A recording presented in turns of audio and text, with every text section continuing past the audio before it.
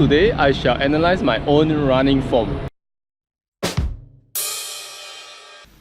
Alright guys, so I have been wanting to analyze my running posture, running form for the longest time, but really don't have the time to sit down to go and really analyze.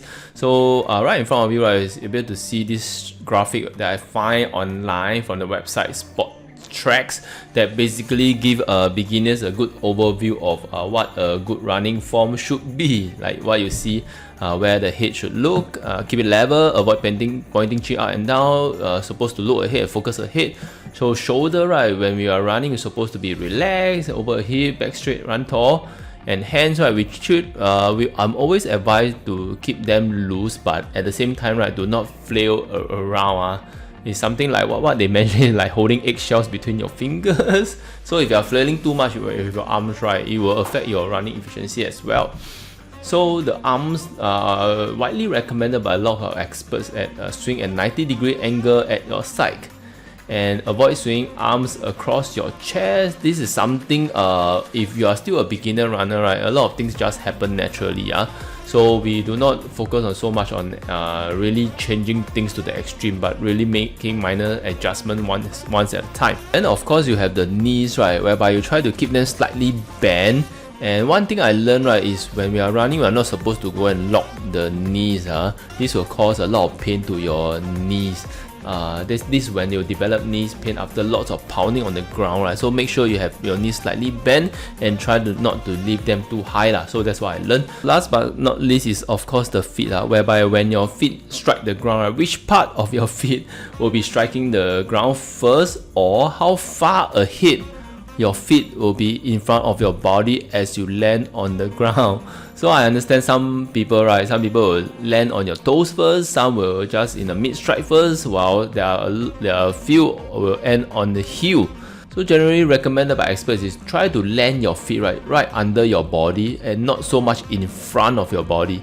If you're right in front, if too much in front of your body, right, it could mean that your strike might be too big and end up will have a very low cadence, meaning you will have more impact when you land your feet on your ground, right? You'll suffer from more impact, and this may in turn lead to injuries.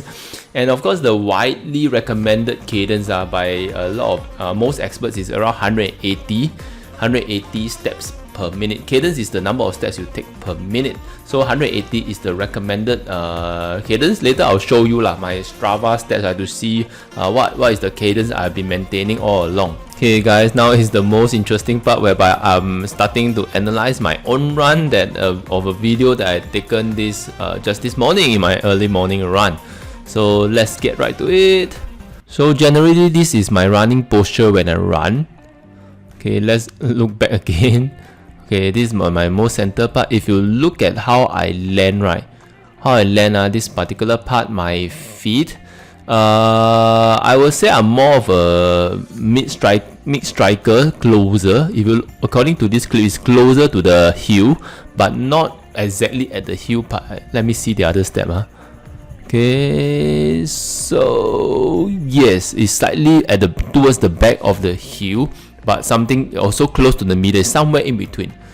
Okay, let's look back. So generally, right, we need to go with the flow in feet striking. From what I learned after gathering so much research about running, right, is every feet strike is really unique. There's no really general consensus of which is the best feet striking on the floor, because it's a lot of times it's because of genetics, a lot of times it's because of your natural running form. What we want to avoid is the horrid heel strike, whereby you land at such an angle, it's almost like a 90-degree landing on the ground with your heel exactly at the heel, right?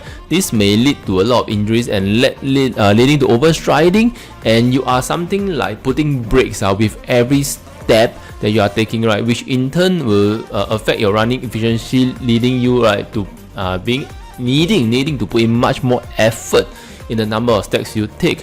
So one thing I like about when I land, right, my feet on the ground is more or less under my body and not too much in front or too much at the back. There's something which is not recommended that I told you about just now. It's almost behind or under the center of the mass of my body, which is still decent. I don't think I have to make any changes on this. So let's look back again now. When I run, right, what I do correctly supposedly is I always focus on the front rather than looking at the bottom or too much at the sky, I would say. So thankfully, right, when I run, right, I managed to stay focused ahead to see what's in front of me instead of looking down, too much downwards or too much upwards, and my arms, I don't really flail much, and the 90-degree angle is I would say more or less achieved lah. But remember that when I was a beginner runner, when I just started running after a very long time away, right, it didn't happen this way, right? It doesn't happen naturally. My head was swinging all about, my arms were flailing all about, especially when I was tired, right, my form would totally break down every single time. I do another playback, body slightly straight, arms not flailing around, head look forward. Okay, not bad, I would say not bad. At the moment, my particular running form. So of course it is by no means perfect. If there's anything that needs to be improved, right, please also do let me know in the comments below, I would say. But it is way like 100 times much better when I just started in the beginning. And yeah, so how much I've come, I really quite proud of it, I would say lah. Nowadays, my running form is much more relaxed than when I was in the beginning, and I don't suffer so much injuries, so much soreness the day after I run because of the improvement of running form. And of course, I will also credit it to all the strength training I have done, so that I have better control on training form. That's the reason why I always recommend everyone to also at the same time implement some form of core and strength training like planking, like push-ups, and like lunges to your daily training routine, which will be able to give you much better running form, because you won't forget about your running form as you get tired. When you get tired, when you are really maxed out at your top speed, right, that's when your running form starts to break down. Okay guys, so last but not least, right, I'll be analyzing my cadence during my run. Of course, just like I mentioned, cadence is the number of steps I take per minute.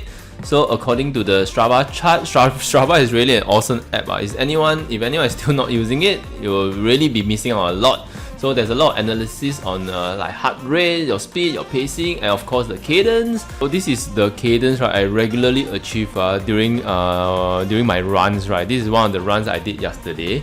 So it's quite evenly spread out, like 180, 184. Very rarely, that my cadence will fall below 180. So on average, right, it gives around 184, meaning I'm not really striding too much. So for myself, I'm really happy I'm within the recommended cadence recommended by experts. I hope it will remain this way so that I will not end up over striding or under striding. Because these numbers, right, cannot be too high or too low, but if you have a low cadence or overly high cadence, right, it might not be 100% wrong. You might have your own style.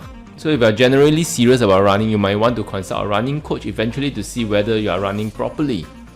Alright guys, so this is the end of the video of analyzing my own running form. I remember by no means, right, am I expert in this running form. I'm just a casual runner who really want to hope to improve my running efficiency and of course lessen injuries and being able to recover faster lah. So you really want an expert to help you, right, you can find a running coach, and today's video is just to give you a basic understanding of a proper running form.